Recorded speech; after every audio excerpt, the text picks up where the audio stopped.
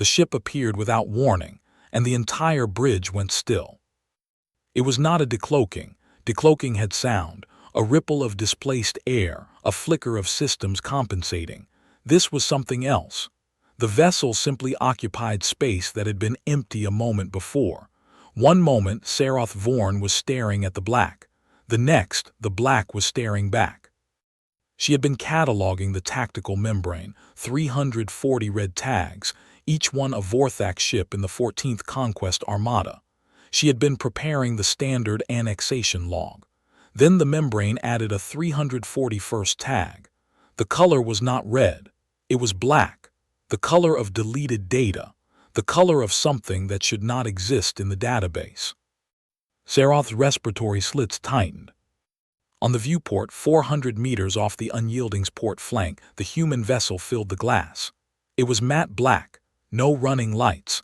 No registry. No engine glow. The hull texture moved, not with the mechanical precision of a ship turning, but with the slow, breathing rhythm of something alive. Something patient. Something that had waited 340 years for this exact moment and was not hurried now that it had arrived.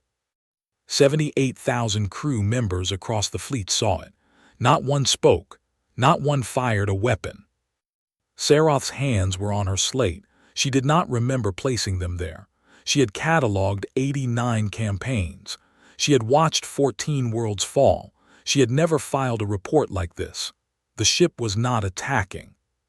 It was simply moving, past the reconnaissance wings, past the cruiser formations, past the Unyielding itself. It did not alter course. It did not accelerate. It passed through the fleet the way a shadow passes through a room, without permission, without apology, without needing any. Fleet Lord Druth Kale stood at the command rail, 2.3 meters of segmented carapace and dried blood rank bands. His prosthetic bronze claw rested on the fossilized coral. It twitched again. The pitch of his respiratory slits dropped, a tell Saroth had never heard before. The pitch of a lie being told to oneself. He did not give the fire order. He could not. The doctrine had no protocol for this. Saroth understood it then. What passed through their fleet refused every label. Its presence was argument enough. I've seen wars end. I've seen worlds burn. I've never seen a fleet retreat from nothing. But it wasn't nothing. Stay close. 24 hours earlier, the 14th Conquest Armada had been certain of everything. Saroth had been in her quarters when the order came, cramped quarters, the recycled air thick with the metallic sweet tang of overworked scrubbers. She had been reviewing old campaign logs, the ones she kept on paper because paper did not glitch and paper did not lie. The order was simple. The Conclave had opened Sector 7 Omega for full annexation. The humans had been quiet for 340 years. The Vorthak mandate of anticipatory annexation said quiet meant empty. She had packed her data slate and walked to the bridge. The Unyielding's main deck was a cathedral of fossilized coral, its vaulted ceiling rising 23 meters above the tactical membrane. The membrane glowed soft amber in standby mode, waiting for something to scan. The air recyclers ran at 112% capacity, producing a sharp, mineral bite that made her eyes water if she blinked too slowly. Druth Kale stood at the center of it all, his carapace gleaming under the bioluminescent panels. His rank bands covered 70% of his upper shell, each one a conquered world, a subjugated species, a system brought under Vorthak law. He was speaking to his wing commanders, his voice a low, whistling rumble that carried across the deck without effort. His prosthetic claw tapped the rail in a slow, rhythmic beat, a habit she had learned. A signal of anticipation. He had taken 14 worlds, and he had never once wondered if he was wrong. Saroth took her position at the observation rail, a narrow platform recessed into the coral wall. Her job was to catalog, not to participate. She was a tactical observer, 147 cycles old, a neutral set of eyes that recorded everything and recommended nothing. It was a role she had chosen because it let her stay outside the fighting. She had watched 14 worlds fall from this rail, and she had never felt the weight of it, not until now. The first scout reports came in at 800 Armada time. 12 vessels, each the size of a shuttle, had been dispatched to probe the sector's outer rim. Their reports were routine. Empty corridors, automated mining equipment on the third moon, faint electromagnetic whispers that could have been anything or nothing. The wing commander read them aloud with the bored tone of someone filing paperwork. Negative contact across all quadrants. No habitation signatures. No active comms. Human space is as dead as the record said. Saroth noted the report. She added a small annotation. No active comms detected. Passive listening posts also silent. She would have forgotten it entirely if the next transmission had not been different. Ensign Talk was the operator of Scout Vessel 7.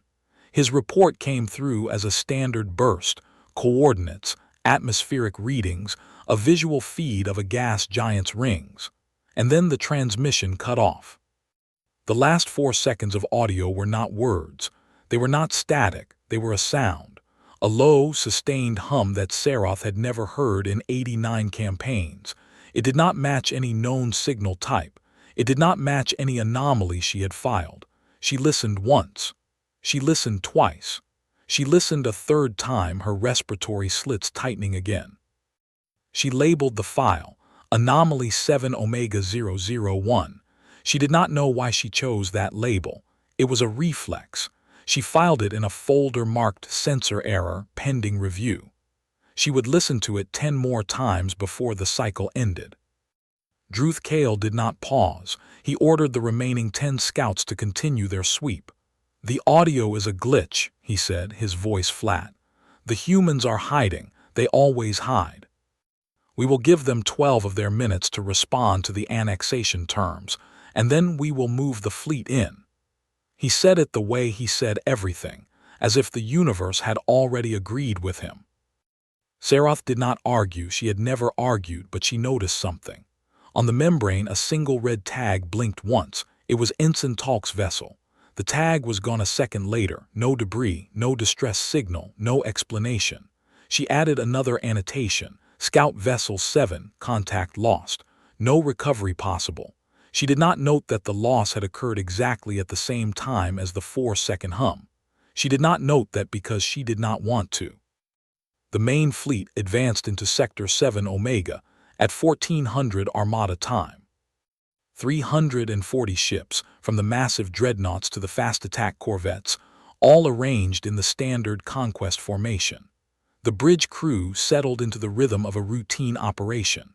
A Vorthak officer joked that the humans were probably hiding behind their furniture.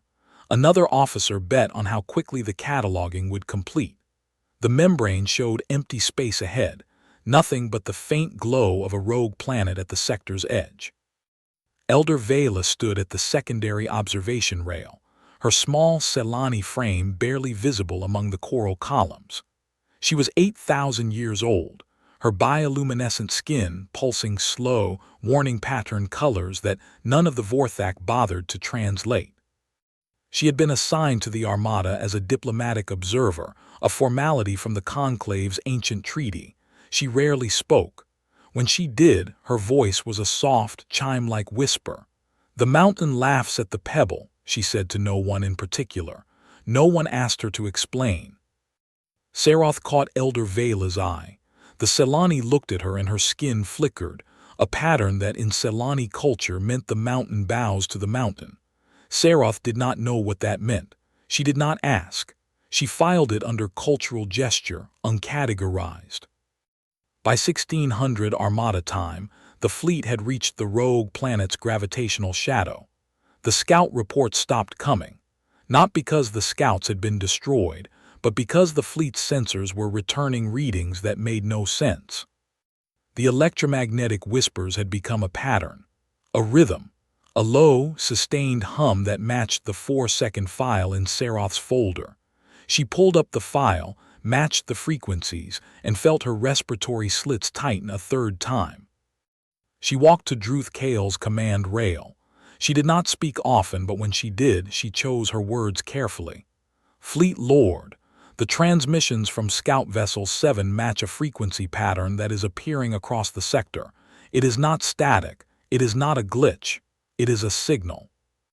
Druth Kale turned his head, his eye stalks focusing on her with the cold, patient look of a predator assessing a malfunctioning tool. A signal from whom? Saroth hesitated. I do not know, but it is consistent, it is structured, it is. She stopped. She did not have the word for it. She thought of the 4 seconds again. She thought of the hum. She said, it is a greeting. The Fleet Lord's claw tapped the rail once, twice. Then he looked back at the membrane. The humans have had 340 years to build a greeting. We have given them 12 minutes to respond to the annexation terms. If they want to greet us, they will do it in the next 11 minutes. Otherwise, we proceed. He waved a manipulatory claw. Return to your post, observer. File your observations. Do not interrupt the chain of command. Saroth returned to her post. She filed the observation. She did not argue. She had never argued. But she noticed something else.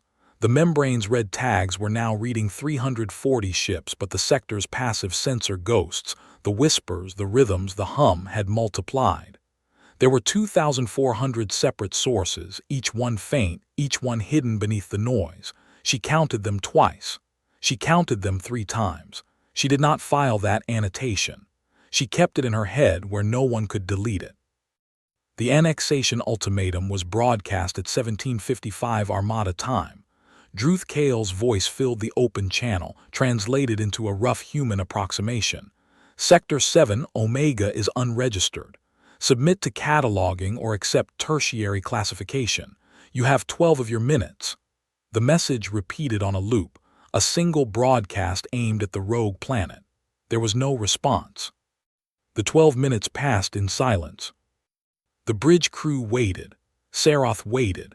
Elder Vela's bioluminescence had gone still, not a warning pattern but a blank, neutral glow that Saroth had never seen before. The silence stretched. The membrane showed nothing but empty space and the long arc of the rogue planet's dark side. At 1808 Armada time, Druth Kale ordered the fleet forward. They are not responding, they are hiding, we proceed. He did not wait for acknowledgement. He did not ask for a vote. He simply stepped forward, his bronze claw gripping the rail, and gave the command. Full advance. All ships maintain formation. Saroth watched the fleet move. The 340 ships lurched forward, their engines lighting the void with a pale, yellow glow. The membrane's tactical display filled with vectors and shield harmonics, the standard data of a conquest in motion. She added a note. Fleet Lord ordered full advance at 1808. No opposition detected. No communication received. She did not add that she had the 4-second hum playing on a loop in her head. She did not add that she had counted 2,400 separate signal sources hidden in the background noise. She did not add that she was terrified of what would happen when those 2,400 sources all started singing at once. The fleet reached the rogue planet's dark side at 1830 Armada time. The planet was a frozen rock, 5,000 kilometers of ice and silence, its surface pocked with impact craters and the skeletal remains of automated mining equipment. The equipment was old, centuries old by Saroth's estimate, its hulls crusted with ice and its power cores long dead. It was exactly the kind of thing a quiet, unremarkable species would leave behind. But Saroth's slate picked up something else. A power signature, faint, low, hidden beneath the ice. She zoomed in on the crater, her fingers moving before she could stop them. The equipment was not old. It was disguised. The ice was not natural. It was a coating, deliberately applied. And beneath it, a lattice of cables and relays and power conduits, each one humming at exactly the same frequency as the 4-second audio file. She did not file this observation. She stood at the rail, watching the fleet descend into the rogue planet's gravity well, and she knew with a certainty that chilled her carapace that the humans had not been hiding. They had been building. For 340 years, they had been seeding this sector with sensors and relays and listening posts, every single one of them disguised as debris, every single one of them singing a song that no Vorthak instrument could hear. Until now. She did not say anything. She did not argue. She had never argued. but she pressed her data slate's record button and whispered a single line to the audio log. "They know we are here. They have known for 340 years. The transmission cut off. A sound, the same low, sustained hum, filled her earpiece, and she realized in the space between one breath and the next that the 2,400 signal sources were no longer hidden. They were online. They were singing. And on the membrane, the first black tag appeared. Then the second black tag appeared. Then a third. Then a cascade of black spreading across the membrane like oil on water. The red tags, the 340 Vorthak ships, were being pushed aside, overwritten, replaced by something the system had no name for. Saroth's hands gripped the rail. Her respiratory slits were fully closed now, her body forcing her to breathe slower, to think clearer. The membrane showed 2,400 black tags, one for every hidden source she had counted. They were not ship tags, they were sensor markers. Each one blinked at a different frequency, and together they formed a pattern, a shape, a constellation that Saroth had never seen in 89 campaigns. Druth Kale's prosthetic claw slammed down on the command rail. The impact sent a crack through the fossilized coral. "Report!" His voice was a whistle of rage, the pitch of a predator whose prey had turned around. "What are those tags?" The sensor officer's voice trembled. "Unknown, Fleet Lord. They are not vessels, they are broadcasting. A signal, the same signal from Scout Vessel 7, but amplified all across the sector." The 4-second hum now filled every channel. It was not a single sound. It was 2,400 voices singing in harmony, each one slightly different, each one carrying a piece of a whole. Saroth realized with a cold certainty that settled into her carapace that the hum was not a greeting. It was a calibration, a measurement, a census. They were being counted. She pulled up her slate, scrolled to the anomalous file, and watched the waveform. The hum had changed. It had begun to shift, to modulate, to carry information. She ran a pattern match against Vorthak language, no match. Against Selani, no match. Against the Conclave's universal translation matrix, no match. It was not any known language, but it was structured. It had syntax, grammar, meaning. It was a message, and she could not read it. She looked up at Elder Vela. The Selani had not moved from her observation rail. Her bioluminescent skin was pulsing a rapid, chaotic pattern. Fear, Saroth guessed, but also something else. Recognition. Elder Vela's eyes met hers, and the Selani mouthed a single word: "Listen." Saroth pressed the slate to her auditory slits. The hum was not random. It was a recursive loop repeating every 4.2 seconds. Within that loop, a secondary layer, a harmonic that carried text. She isolated it, decoded it, and the characters that appeared on her screen made no sense at first. They were not letters or numbers. They were coordinates. Vector paths, shield harmonics, engine signatures. Every single piece of tactical data the fleet had generated in the past 340 years, every patrol route, every skirmish, every captain's coffee preference, all of it, encoded in the hum. She looked at the membrane. The black tags were no longer just markers, they were attack vectors. The 2,400 sources were not just listening, they were mapping, and they had already mapped everything. Druth Kale gave the order. "All ships, weapons hot, target the source of the signal, fire on my command." The bridge crew scrambled. Saroth watched the tactical display as each Vorthak ship's weapon systems came online. The red tags glowed brighter. The black tags did not react. They simply continued their slow, rhythmic pulse, like a heartbeat that had no pulse to match. Then the first weapon lock failed. The sensor officer's voice rose an octave. "Fleet Lord, targeting systems are returning errors. The sources they are ghosting. We cannot get a solid lock." "Use manual targeting," Druth Kale snapped. "Manual targeting is off by," the officer paused. "Off by 4.7 degrees, across every ship. It's the same error, the same offset, as if the universe has moved." Saroth understood. The 2,400 sources were not just mapping. They were jamming, but not with noise, with precision. Every Vorthak weapon system had been fed a slight correction, a shift in the fundamental constants that governed targeting algorithms. The humans had not hacked the computers. They had hacked physics. They had found a way to make the universe lie. Druth Kale's claw twitched. He did not order a retreat. He could not. The doctrine had no protocol for physics lying. The rogue planet's dark side began to glow. It was not a ship's engines. It was not a weapon discharge. It was a slow, spreading luminescence that started at the planet's core and bled outward through the ice. The disguised mining equipment on the surface, the cables, the relays, the power conduits, they were not sensors. They were anchors. The glowing was not light. It was heat.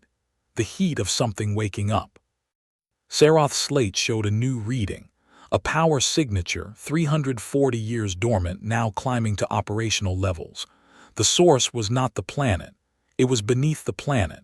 A shipyard buried in the ice, its roof a kilometer of frozen rock. And inside that shipyard a vessel. The ice cracked. The sound did not carry through vacuum, but Saroth felt it in her carapace, a vibration, a deep, resonant thrum that matched the hum. The fissure widened. A dark shape rose from the planet's surface, shedding ice like a snake shedding skin. It was 1.2 kilometers long. Matte black, no running lights, no registry. It was not a ship that had been hidden. It was a ship that had been waiting. The 2,400 black tags on the membrane converged on the shape. They were not attacking. They were guiding it. The vessel rose into the void, turned slowly, and began to move toward the Vorthak fleet. Druth Kale's bridge fell silent. The bridge crew, warriors who had conquered 14 worlds, stood frozen, their jaws slack, their claws still. They had seen ships. They had seen fleets. They had never seen a hull that did not reflect light. They had never seen a shape that seemed to absorb the void around it. Saroth raised her slate and recorded a single line. The vessel is not attacking. It is not broadcasting. It is simply existing. And that existence is. She stopped. She did not have a word for it. She thought of Elder Vela's phrase, "The mountain bows to the mountain." She thought of the 4-second hum. She thought of the 78,000 crew members who were about to see what she was seeing. The vessel's hull texture came into focus. It was not metal. It was not alloy. It was something grown, cultivated over centuries, layer by layer like coral that had learned to hate light. The surface moved with a slow, rhythmic motion, not mechanical, not biological, something between the two. It breathed. Saroth watched it breathe, and she felt her own respiratory slits open and close in sympathy. Druth Kale stepped forward. His claw was twitching violently now, the bronze prosthetic clicking against the coral rail with a sound like a warning bell. He opened his mouth to give an order, to fire, to retreat, to do something. A voice cut through the open channel, human, female, calm. "You trespass in sovereign territory. Withdraw." 7 words, no threat, no negotiation, a statement of fact delivered with the calm of someone who had already won. Saroth's slate translated the words automatically. She read them, read them again, and understood what the 340 years of silence had been for. The humans had not been hiding. They had been learning. They had mapped every Vorthak patrol, every doctrine, every weakness. They had built a network of listening posts that could make the universe lie. And they had built a ship that did not need to fight, because it had already won the war before the first shot was fired. The vessel continued its slow advance. It moved past the reconnaissance wings, past the cruiser formations, past the dreadnoughts. It did not alter course. It did not accelerate. It passed through the fleet the way a shadow passes through a room, without permission, without apology, without needing any. Druth Kale's claw stopped twitching. His respiratory slits whistled a single, low note, the pitch of defeat. He turned to his sensor officer. "Can we track it? Can we?" The officer shook his head. "It has no engine signature, No heat signature, no mass signature. It is not there, Fleet Lord. The sensors say it is not there. But it was there. Saroth could see it. She could feel it. She could smell it. A faint, ozone-like tang that had begun to permeate the recycled air, the scent of something old awakening. The vessel passed the Unyielding's port flank 400 meters away, close enough for Saroth to see the hull texture in detail, close enough to see that the surface was not smooth, it was patterned. A series of symbols carved or grown into the material, each one a different shape. She focused her slate's camera, zoomed in, and caught a single frame. The symbols were not military. They were not warnings. They were names. Thousands of names etched into the hull. The names of every human who had served on the Deep Song, every engineer who had built the listening posts, every captain who had waited. The ship was not just a weapon. It was a monument, a testament to patience. Saroth looked back at Elder Vela. The Selani's bioluminescence had shifted to a steady, calm glow, the color of acceptance. The Selani nodded once slowly and mouthed another word. Now you see. The vessel passed through the fleet and continued into the dark. It did not fire. It did not hail. It simply left, its hull slowly fading into the void until it was indistinguishable from the black. The 2,400 black tags on the membrane blinked once, twice, and then went dark. The hum faded. The silence returned. Druth Kale stood at the rail, his claw motionless. He did not give the retreat order. He did not give any order. He simply stood there, his eye stalks fixed on the void where the vessel had been, his carapace dull and lifeless. Saroth lowered her slate. She had filed 89 campaigns. She had never filed a report like this. She began to type, her claws moving with practiced precision. Fleet Lord Druth Kale's 14th Conquest Armada encountered an unidentified human vessel in Sector 7 Omega. The vessel did not engage. The fleet did not engage. The vessel withdrew. The fleet is now. She paused. She did not know what the fleet was now. She looked at the membrane. The red tags were still there. The ships were still there. But they were not the same. They had been unmade in a way that had nothing to do with weapons. They had been shown the shape of their own ignorance, and that shape was the shape of a ship that had grown names into its hull. She looked at Druth Kale. His claw began to twitch again, not with anger, with uncertainty. He had conquered 14 worlds. He had never been wrong, but now, for the first time in 312 cycles, he was looking at a universe that did not agree with him.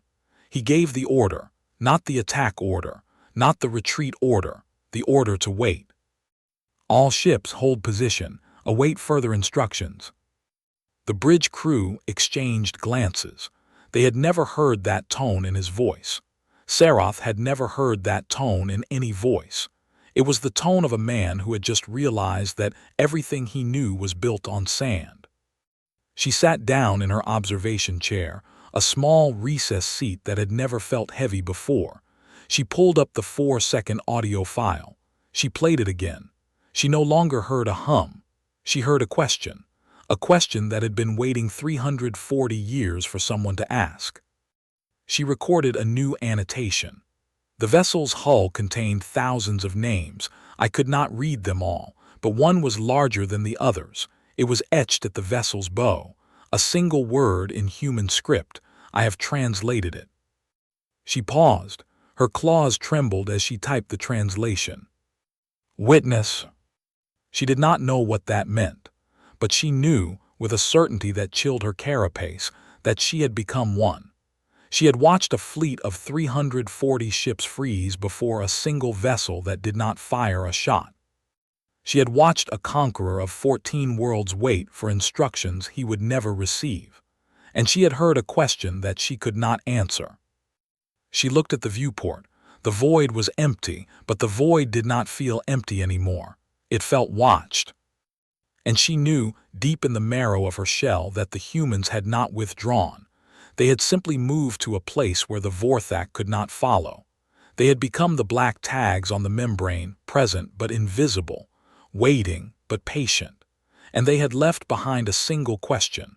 What else had they learned in 340 years? Saroth closed her slate. She did not file the report. She did not move. She sat in the silence of the bridge, surrounded by 78,000 crew members who were asking the same question, and she waited. For the first time in 147 cycles, she was afraid of the answer. Then Druthkael's voice cracked. "All ships withdraw." 2 words. The first was a command.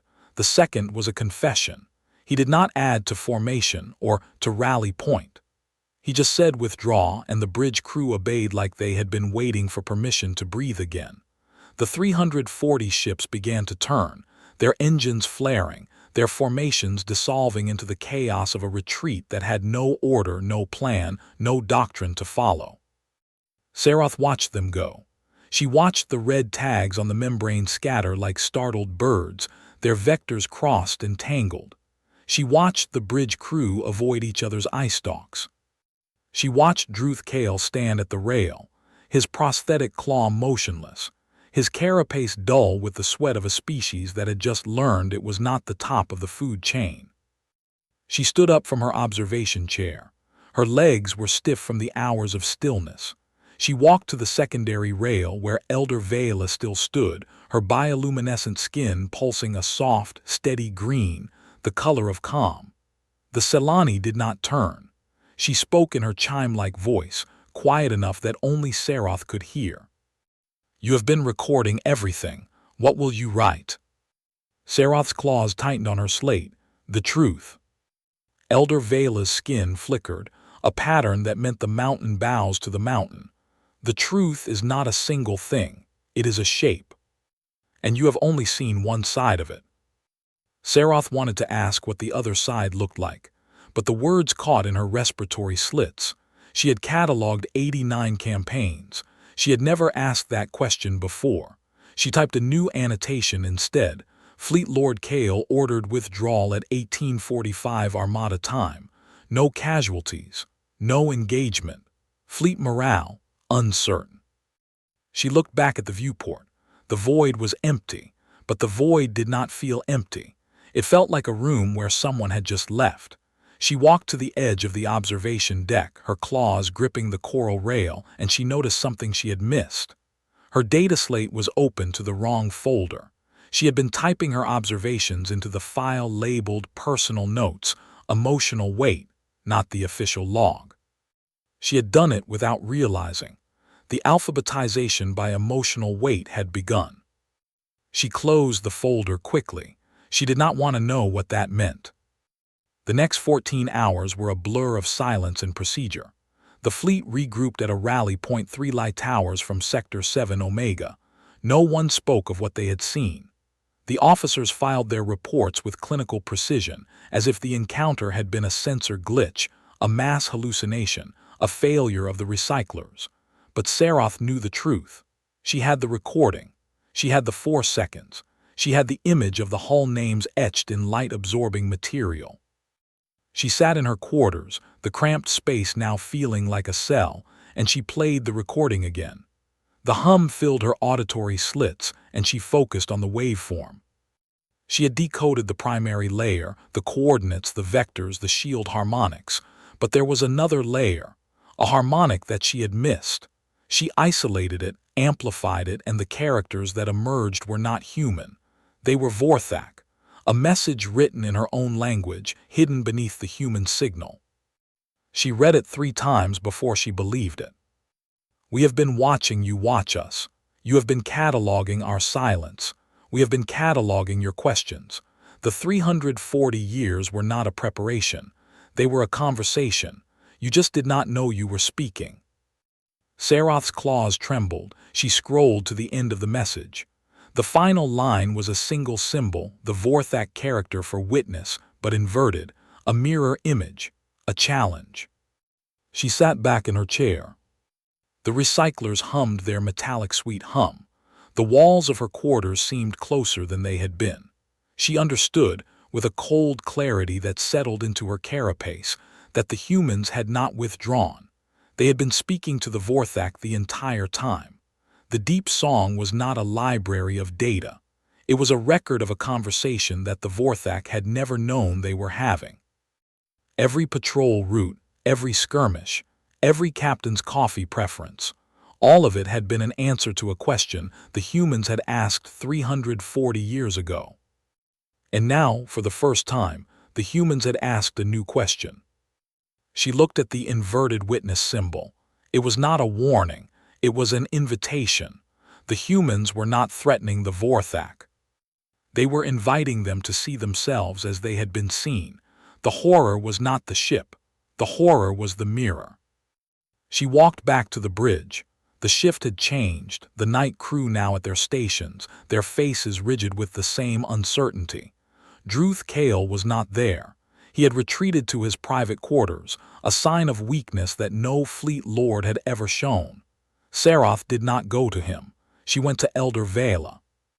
The Selani was at her observation rail, her skin pulsing a slow, rhythmic pattern deep blue, the color of contemplation. She did not turn when Seroth approached. She simply said, "You found the message." Seroth nodded. "You knew it was there." "I knew it was there the moment I heard the hum." Elder Vela's voice was soft, almost a whisper. "The Selani have been watching humans longer than the Conclave has existed. We knew they were not quiet. They were simply waiting for the right listener." Seroth felt her respiratory slits tighten. "Why did you not tell the fleet lord?" "Because he would not have listened." Elder Vela turned, her bioluminescent eyes meeting Seroth's. "The Vorthak measure strength by the noise they make when they take. Humans measure strength by the silence they keep until they choose to speak. You have been using the wrong scale, and now you have seen the result." Seroth thought of the 4-second hum, the 2,400 listening posts, the ship that did not need to fight.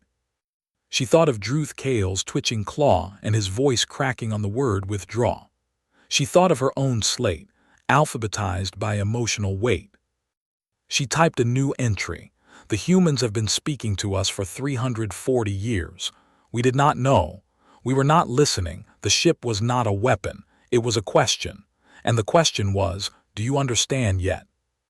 She did not know the answer, but she knew, with a certainty that chilled her carapace, that she was about to find out. The first squadron of scouts returned to the rally point at 600 Armada time.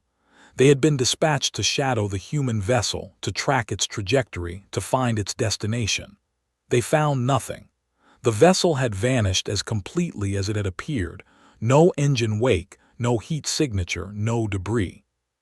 It was as if it had never existed, but the scouts brought something back, a transmission, not from the vessel, from the rogue planet. The transmission was a single word, repeated on a loop, a word in Vorthak, a word that Seroth had written in her report. "Witness." The signal was not a threat, it was not a greeting, it was an assignment. The humans were not asking the Vorthak to see. They were telling them that they had already been seen, and now it was their turn to look. Seroth stood at the bridge's main viewport, staring at the distant glow of the rogue planet. She thought of the names etched into the hull. She thought of the inverted witness symbol. She thought of Elder Vela's words, "The truth is a shape." And she realized with a sudden, visceral understanding that the shape of the truth was not the ship. It was the silence that followed it. Druth Kale returned to the bridge at 800. His carapace was dull, his eye stalks unfocused. He did not look at the membrane. He did not look at his crew. He walked to the command rail, placed his bronze claw on the coral, and said, "The Conclave has been informed. They are sending a delegation. They want a full report." His voice was flat, the voice of a creature that had been hollowed out. Seroth stepped forward. "Fleet Lord, I have found something. The human transmission contains a hidden layer, a message in Vorthak. They have been communicating with us for 340 years. We were not aware." Druth Kale's eye stalks swiveled toward her. His claw twitched once. "What does the message say?" Seroth hesitated. She did not want to say it, but she had filed 89 campaigns. She had never lied. "It says they have been watching us watch them. It says the silence was a conversation, and it says we have been speaking without knowing it. The bridge crew exchanged glances. Druth Kale's claw twitched again. His respiratory slits whistled a single, low note, the pitch of a lie being told to oneself. But he did not deny it. He did not dismiss it. He simply turned back to the viewport and said, "Then they have been listening to a very boring conversation." It was the first joke Seroth had ever heard him make. It was not funny. It was the sound of a creature trying to hold onto something that had already slipped away. The hours crawled by. The fleet remained at the rally point, a ghost fleet with no direction, no orders, no purpose. Seroth retreated to her quarters again. She played the 4-second recording one more time. She listened to the hum, the hidden harmonic, the inverted witness symbol, and she noticed something she had missed. The message was not a single layer. It was a spiral, a recursive loop that folded back on itself. She followed it, her claws moving with practiced precision, and she found a second message. A message that had been waiting for her specifically. Seroth Vorn, 147 cycles, 89 campaigns. You have been recording what you see. Now we ask you to record what you feel. The truth is not a data point. It is a weight. Carry it. She sat back. Her respiratory slits opened and closed in a rhythm she could not control. The humans knew her name. They knew her age. They knew her record. They had been watching her as closely as she had been watching them, and they were asking her to do something she had never done in 89 campaigns, to feel. She looked at her slate, the alphabetization by emotional weight, the personal notes folder. The message was not a coincidence, it was a mirror. She walked back to the bridge. The delegation from the conclave had arrived, a Celani ambassador, a Vorthak admiral, and a human. A human. Seroth stopped at the threshold, her claws gripping the coral doorframe. The human was small, barely 1.6 meters, with dark hair streaked with gray and a face that was calm in a way that felt rehearsed. She wore a simple uniform, no rank insignia, and she carried a single data slate. But Seroth noticed something else. Her right index finger was stained dark, a permanent mark of graphite lubricant. She rubbed it against her thumb as she walked. The human approached the command rail. Druth Kale stiffened, his claw twitching. The human did not salute. She did not bow. She simply stood in front of the fleet lord and said, "I am Captain Ren Voss, Deep Watch. I have been assigned to brief you on the nature of the vessel you encountered." Her voice was the same voice from the transmission, calm, measured, a voice that had already won. Seroth stepped closer. Her respiratory slits were tight, her carapace tingling with something she could not name. She noticed the human's eyes. They were not looking at Druth Kale, they were looking at her. Captain Voss smiled, a small, barely visible movement. "Observer Seroth Vorn, I read your report, the one you filed in your personal notes folder, the one you alphabetized by emotional weight." Seroth felt her claws go cold. The human knew. She had been watching, she had been listening. Voss turned back to Druth Kale. "The vessel you saw is not a weapon. It is a record of 340 years of observation. We call it the witness." Druth Kale's claw stopped twitching, his eye stalks fixed on Voss. "A record of what?" Voss paused. She looked at Seroth again. Then she said, "A record of everything you have said, everything you have done, everything you have not done. We have been watching you watch others. We have been cataloging your patterns, your doctrines, your failures. And we have been waiting." "Waiting for what?" Druth Kale's voice was a whisper. Voss's smile faded. "Waiting for you to ask the right question. You have just asked it." The bridge fell silent. Seroth felt the weight of the moment, the shape of the truth that Elder Vela had spoken of. The humans had not been preparing for war. They had been preparing for understanding. And the question was not, what did they build? It was, what did they see? Seroth understood in that instant that the witness was not a ship. It was a mirror. And the horror of the encounter was not the vessel. It was the reflection.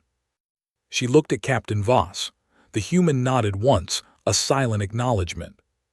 And Sarath knew, with a certainty that would shape the rest of her cycles, that the 4-second hum was not a message. It was a doorway, and she had just walked through it. She looked at her slate. The personal notes folder was open. She typed a single line: "The humans have been watching us watch ourselves. We are the subject. The witness is the recording. And the question is, what will we do when we see ourselves as they see us?" She did not have an answer, but for the first time in 147 cycles, she was not afraid of the question. She was afraid of the answer. Then Captain Voss did something that made no sense. She turned away from Druthkale and walked toward the observation rail. Her boots made no sound on the coral deck. She moved like someone who had walked through 100 bridges just like this one, and had never needed to announce herself. She stopped beside Sarath, close enough that Sarath could smell the faint ozone of recycled air on her uniform. Voss looked out at the void. "You've been carrying that recording for hours, the 4 seconds. You've listened to it more than a dozen times." Sarath's claws tightened on her slate. "How do you know that?" "Because you're still holding it," Voss gestured at the slate. "And because I've been watching you since we arrived. You haven't set it down once." Sarath looked at her own hands. The slate was pressed against her carapace, its edges digging into her shell. She had not noticed. She set it down on the rail slowly, as if it might bite her. Voss nodded. "The recording isn't a message, it's a key. You've been trying to decode it as if it had a meaning. It doesn't, it has a purpose." She reached into her uniform pocket and pulled out a small device, a playback unit, older than anything Sarath had seen, its casing scratched and worn. "Play it again. But this time, listen for what's missing." Sarath hesitated. Then she pressed play. The hum filled the bridge, low and resonant. The Vorthak crew members nearby stiffened, their respiratory slits closing in reflexive fear. Sarath listened. She listened for the harmonic, the hidden layer, the inverted symbol. But Voss was right. She had been listening for meaning. She had not been listening for silence. The hum stopped. The void was quiet. Voss looked at her. "What do you hear?" Sarath's respiratory slits opened. She listened to the silence, and she heard it: a gap, a pause in the hum, barely a fraction of a second where the waveform went flat. She had missed it every other time. It was not part of the signal. It was the space between signals, a window. "What is it?" Sarath's voice was barely a whisper. Voss smiled, a small, sad smile. "An invitation. We've been broadcasting it for 340 years. The deep song wasn't just listening, it was reaching out. Every 4 seconds we opened a door, and we waited for someone to walk through." Sarath's claws went cold. She thought of the 2,400 listening posts, the disguised equipment, the hull names, the inverted witness symbol. They were not a network. They were a door. And the Vorthak had been standing in front of it for 340 years, never knowing it was there. She looked at Voss. "Why now? Why show us now?" Voss's smile faded. "Because you were about to claim this sector, and we couldn't let you claim something you had already been invited into." She turned back to the viewport. "The Conclave ceded this sector to us 340 years ago, not because we asked, because we offered them a choice: leave us alone or learn what we had learned. They chose to leave." Druthkale stepped forward, his eye stalks fixed on Voss. "Learned what?" Voss turned. Her eyes were calm, but there was something behind them, a weight that Sarath had not seen before. "We learned that the universe is not a conquest, it is a conversation. And you cannot win a conversation by shouting." She paused. "We have been shouting for 340 years. You just could not hear us." The bridge fell silent. Sarath felt the weight of the words settle into her carapace. She thought of the 78,000 crew members, their faces frozen in fear. She thought of the fleet, scattered and uncertain. She thought of Druthkale, his certainty shattered like a hull breach. She reached for her slate. Her claws were shaking. She typed a single line: "The humans were not hiding, they were waiting. They have been speaking to us the entire time. We were not listening. She looked at Voss. What happens now? Voss considered the question. That depends on you, on all of you. She gestured at the bridge, at the fleet, at the void beyond. We have shown you the door. Whether you walk through, it is your choice. She turned to leave. Then she stopped. She looked at Saroth and her voice was softer. The 4 seconds, it's not a key, it's a question, and you already know the answer. She walked toward the airlock, her boots silent on the coral. Saroth watched her go. She thought of the question, she thought of the silence, she thought of the door, and she understood. She picked up her slate. She opened the personal notes folder, the one alphabetized by emotional weight. She scrolled to the top of the list where the heaviest entry sat. It was blank. She had never written it. She typed a single word, witness. Then she closed the folder and walked to Druth Kale's command rail. The fleet lord stood frozen, his carapace dull, his eye stalks empty. She did not salute. She did not wait for permission. She said, "Fleet lord, we need to withdraw, not because we are defeated, because we are not ready." His eye stalks focused on her. Not ready for what? She met his gaze. For the conversation. He stared at her. His claw twitched once. Then he nodded, a slow, reluctant movement that looked like it cost him every cycle of his age. All ships, full retreat, return to Vorthak space, await further instructions. The order was broadcast.